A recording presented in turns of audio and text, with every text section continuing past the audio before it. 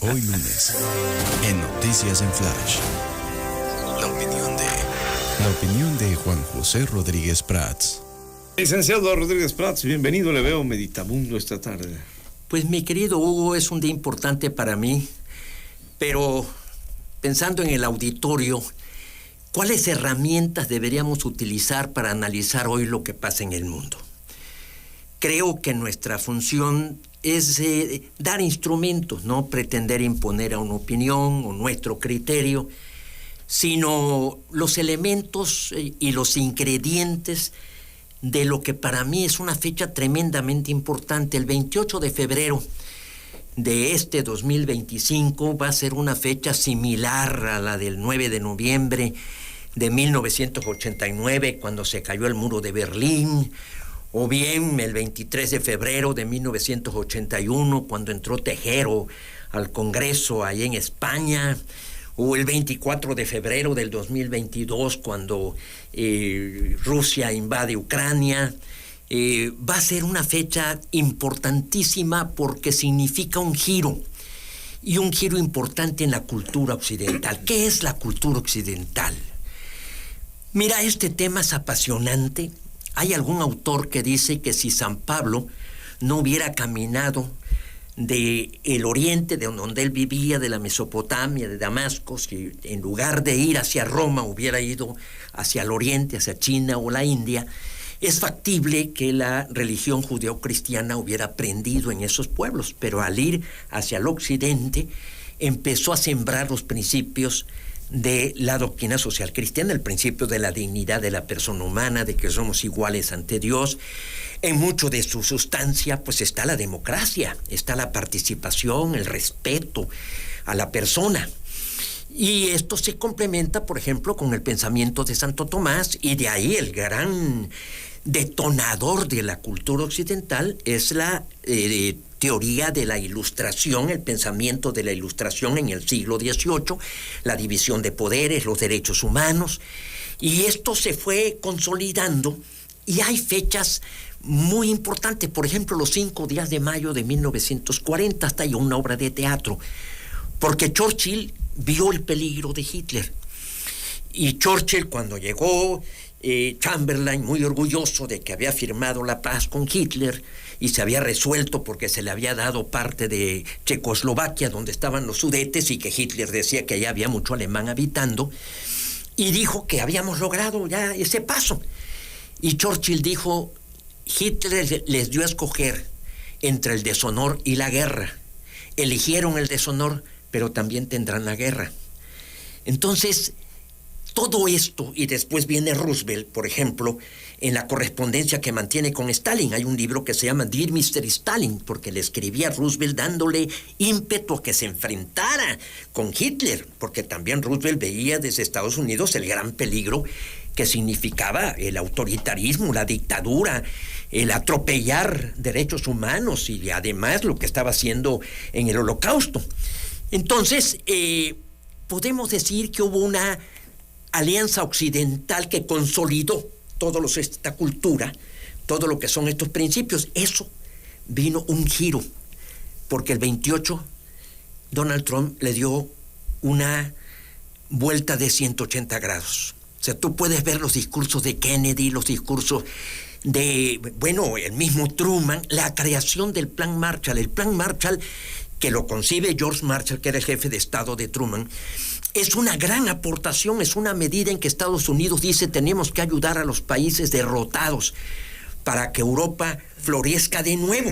Se destinan $13,000 millones, que hoy es una cantidad, desde luego, mucho más, considerando la evolución de la moneda, y lo invierten muy bien, lo invierten en proyectos productivos, quitan medidas proteccionistas, y Europa se levanta. Alemania es de los que menos recursos recibe. La Unión Soviética dice: yo no quiero. En 1946 Churchill pronuncia en Estados Unidos una frase que los define: la cortina de hierro. Y desde Truman hasta Joe Biden, la política fue muy clara. Estados Unidos era el hegemón, o sea, el partido predominante, pero era un partido, era un país, el país predominante, pero era un país, un líder benévolo. O sea, intervenía, era de alguna manera un factor de equilibrio. Y lo que dijo Donald Trump, prácticamente diciéndole a Zelensky, no vamos a jugar estas cartas. Zelensky le dice, no, si yo no estoy jugando las cartas, yo estoy defendiendo a mi nación. Zelensky es un patriota. Zelensky se negó a huir. Esa fecha de la que yo mencionaba, del 24 de febrero del 2022, que el mismo Joe Biden le dijo, ay, tienes un avión para salir, y dijo, no, aquí me quedo. Y se quedó y se enfrentó. Entonces, ahorita hay una gran duda, una gran incertidumbre en toda Europa. ¿Y qué lección nos da la monarquía inglesa cuando Carlos III sale retratado con Zelensky? O sea, qué contraste. El presidente de una democracia longeva de más de 250 años, o casi 250 años, de Estados Unidos, en donde le da la espalda y dice que él quiere recuperar lo que invirtió Estados Unidos, y Carlos III, de una monarquía, de un régimen monárquico parlamentario, dando el apoyo a Zelensky. Entonces, todos estos elementos nos hablan de un giro en la geopolítica, de un giro en la cultura occidental, de un resquebrajamiento de lo que es una forma de gobierno, una teoría del Estado. Porque aquí están los grandes pensadores diseñando la democracia representativa, la vida parlamentaria, y todo esto de repente, pues Trump decide apoyar a Putin y a Xi Jinping, o sea, ya forma un triángulo de líderes que pues son una gran amenaza en el siglo XXI. Aquí yo recuerdo una frase de Lenin que dijo, los capitalistas nos van a vender las riatas con los que los vamos a ahorcar. Fíjate nada más qué frase de Lenin.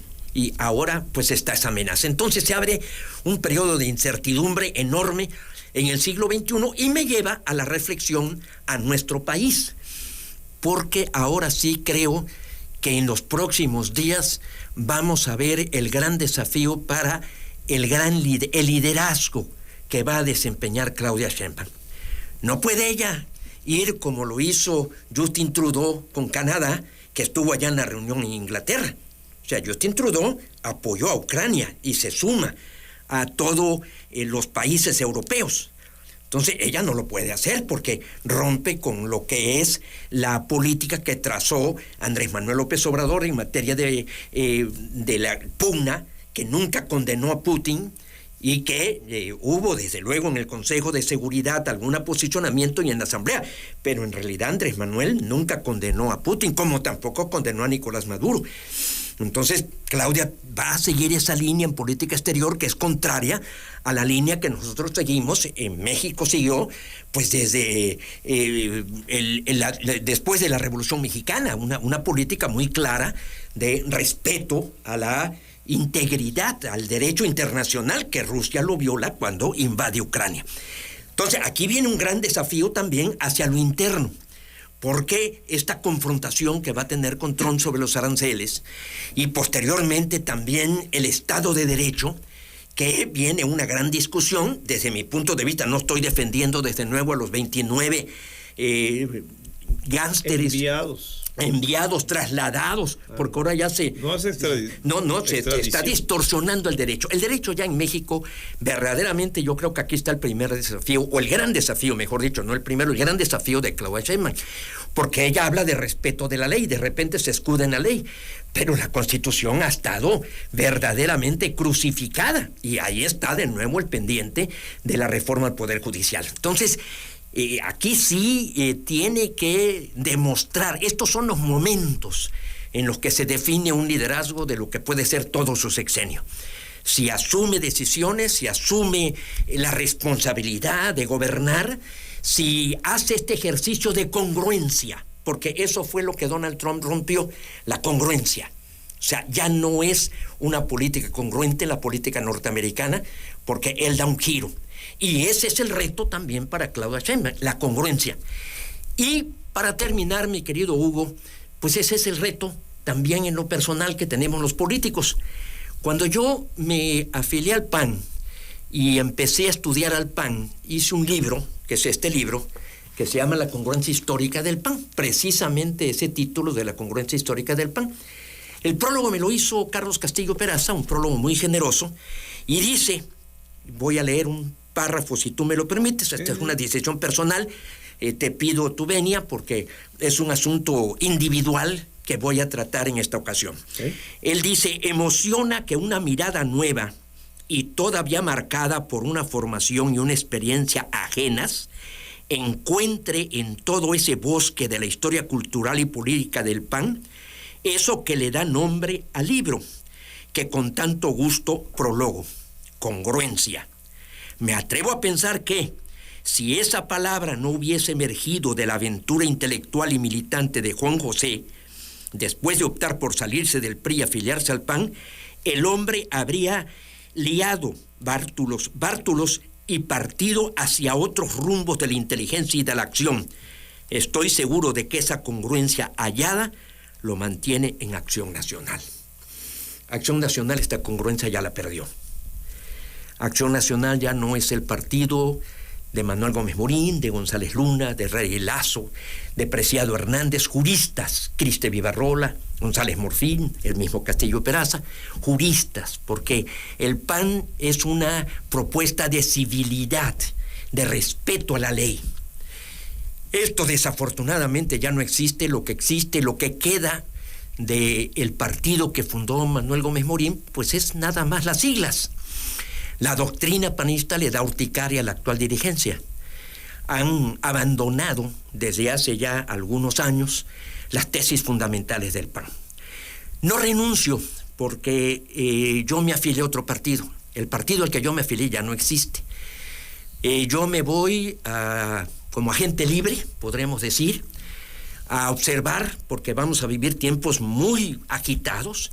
No pienso marginarme, no pienso simplemente ser indiferente, no lo puedo ser, ahí sería incongruente de mi parte, sino que buscaré la manera de participar porque sí está en riesgo México, sí está en riesgo su Estado de Derecho, y me siento con la suficiente capacidad para aportar. Tengo la experiencia, tengo los conocimientos, di más de 2,000 conferencias en el PAN en todo el territorio nacional. No me agradó las declaraciones que hizo la delegada que nos enviaron, porque no consideró el PAN que hubiera un panista aquí en Tabasco que pudiera encargarse. Yo pedí ser el dirigente, no me lo concedieron. Y mandaron una delegada que se asome aquí 2 o 3 días al mes y dio una declaración que yo no puedo suscribir el pasado viernes. Esta fue la gota que derramó el vaso, cuando habló de que estaba preparándose la violencia en función de debilitar el poder o el gobierno de Javier May. O sea que yo no lo veo así, ni sé ella qué elementos tiene para manifestar una opinión tan seria. Porque yo sí veo señales claras de descomposición social y violencia. No voy a hacer una afirmación de que haya algo escondido o debajo de la mesa para que hable de esa manera, pero esa es una opinión que yo no puedo suscribir ni estoy de acuerdo. Y esa fue la gota que derramó el vaso para anunciar en este programa, mi querido Hugo, y este sería mi último comentario, me refiero del programa de hoy, en relación a mi militancia en el PAN. A ver, entonces, si le entendí bien, ¿renuncia al PAN? ¿Renuncia? Salgo del PAN, sí. Sí, salgo del PAN. No los va a acompañar a campaña. Hasta aquí acabó. Ya no se asumirá como panista. Ya no soy panista. Okay. A partir de este momento no soy panista, sigo en la política, voy a ver, hay muchas posibilidades de que se formen nuevos partidos, voy a ver cuál es el más auténtico, cuál es el que, como dice Castillo Peraza, la congruencia, el luchar por mis principios, porque ya veo que eso no existe en el PAN, y ahí canalizaré mi esfuerzo, si me lo permiten, si me admiten, porque eso también tiene uno que ponderar, ¿verdad? ¿Qué recepción le pueden dar a uno, no? Ahora pienso, usted viene del PRI. Mira, yo milité ya eso también está cerrado. Milité 24 años en el PRI. ¿Acá en el PAN cuántos fueron? 31. Más que en el PRI. Sí, más que en el PRI. Yo me afilié al PAN el 10 de junio de 1994. O sea, estamos en marzo, estamos a 3-4 meses de cumplir 31 años. El 10 de julio, Felipe Calderón me tomó la protesta como candidato a la gobernatura de Tabasco, el primer candidato a la gobernatura de Tabasco. del PAN en Tabasco. Y de allí, a mí, yo no me puedo quejar, porque el PAN me trató generosísimamente, llevándome a la diputación en la 57 legislatura, la senaduría en la 60 Usted legislatura. también daba la batalla por ellos, ¿no? En la 58 y 59, sí. Muchos decían, bueno, yo me la gané en un consejo.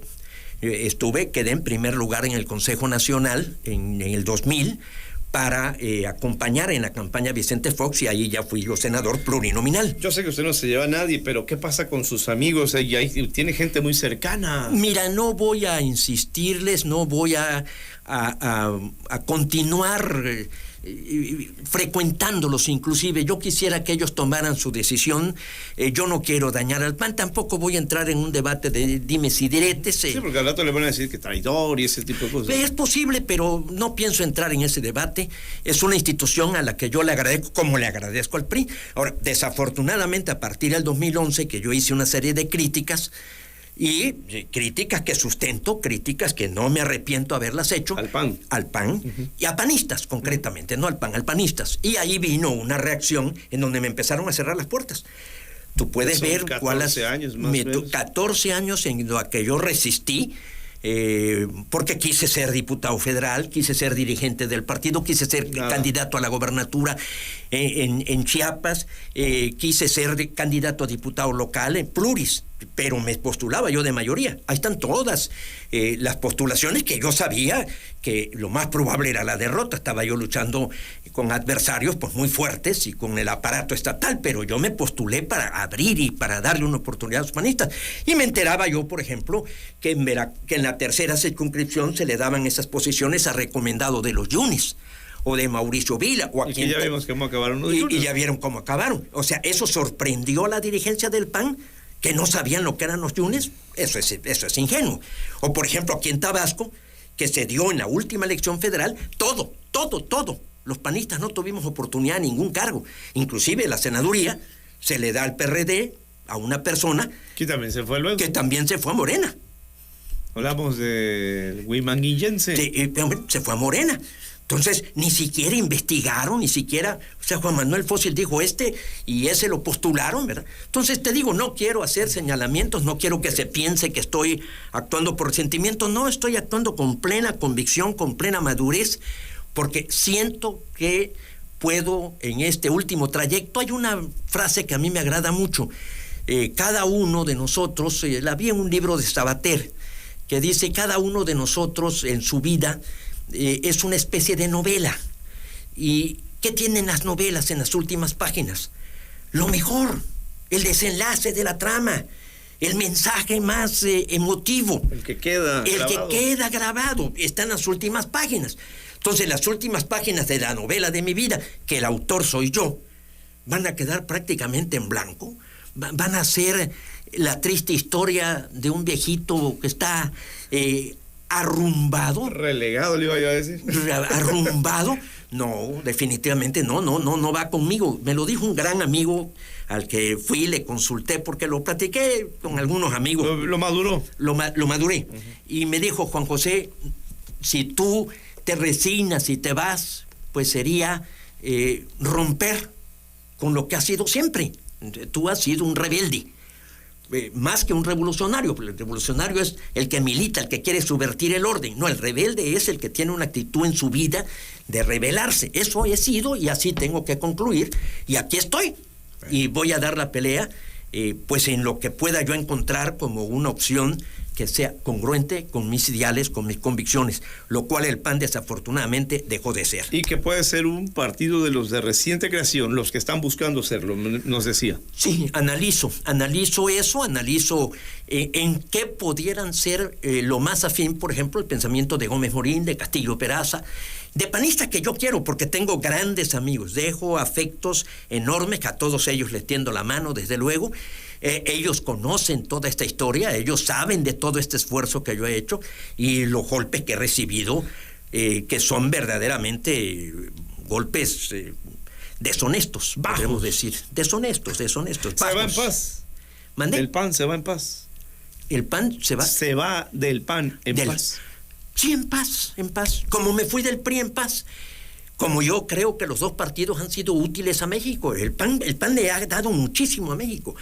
Definitivamente es un partido que tiene un saldo favorable como un factor en la transición hacia la democracia, en su lucha en el Congreso, los grandes juristas, porque el PAN es un partido de juristas, que los grandes juristas que militaron en el PAN, desafortunadamente empezó a prevalecer de un partido que era doctrinario, porque hay un debate, por ejemplo, hermosísimo el 16 de septiembre, perdón, nada más que me extienda en esto, cuando se funda el PAN, de apoyar a Andreu Almazán. Y ahí González Luna y Gómez Morín dicen, no se trata de apoyar a cualquier candidato, simplemente en el afán de llegar al poder. Porque él venía de pelearse, ¿no? Y González Luna inclusive dice, el PAN no es una librea, o sea, no es un traje que se ponga el que venga y ya le damos el poder. Ellos se resisten a postular a Andreu Almazán. Sin embargo, la Asamblea decide apoyar a Andreu Almazán. Y Gómez Morín dice, correcto, nada más que en lo individual vayan y ofrezcan su apoyo. No puede ir el PAN a ofrecerle una candidatura, en una charola ofrecerle una candidatura. Entonces, ese partido doctrinario empezó a obtener el poder. Ahí vinieron y se afiliaron muchísimos empresarios, muchísimas gentes que veían una opción, y fue cuando se dijo, venían los bárbaros del norte, y los doctrinarios pues se escudaron, y empezó a prevalecer no un criterio pragmático, sino empezó a prevalecer un gran oportunismo. Con este ganamos. Entonces ya no se postuló a los que tenían afinidad con la doctrina, a los que venían luchando en sus filas, sino a quien tocara la puerta y trajera recursos para ganar, sabiendo que no eran los candidatos idóneos en los cargos públicos. Y así sucedió. O sea, yo no dudo de que un Francisco Barro fue un magnífico gobernador en Chihuahua, Canales en Nuevo León, Francisco Ramírez Acuña, te puedo hablar de muchísimos buenos gobernadores, Felipe González en Aguascalientes, Vicente Fox creo que fue un buen presidente. No tengo la misma opinión de Felipe Calderón, que atropelló al PAN, no lo respetó.